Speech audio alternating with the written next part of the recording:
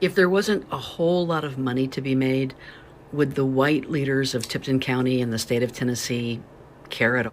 So what's happening in Mason, Tennessee? The state comptroller is saying that the city should relinquish their charter because of a pattern of fiscal irresponsibility that dates back 20 years. Now, keep in mind, leadership just changed over in 2016 to all minority leadership.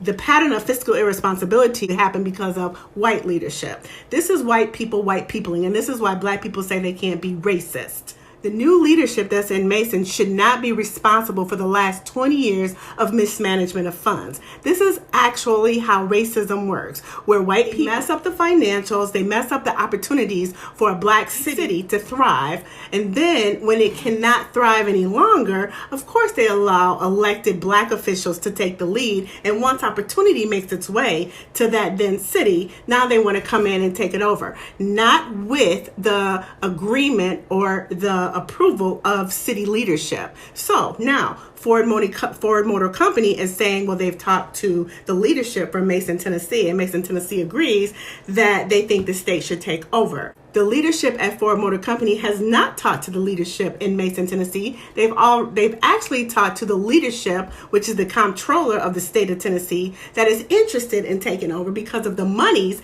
that are going to be allocated to the state, to the city, for the development that they're doing in Mason. This is how racism works.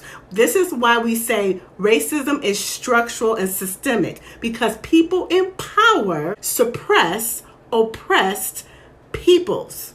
The people in power, state of Tennessee, the comptroller of Tennessee, the leadership in Tennessee, the governor's office, are suppressing and oppressing a small minority city that is run by minority leadership that just took leadership over in the last 6 years.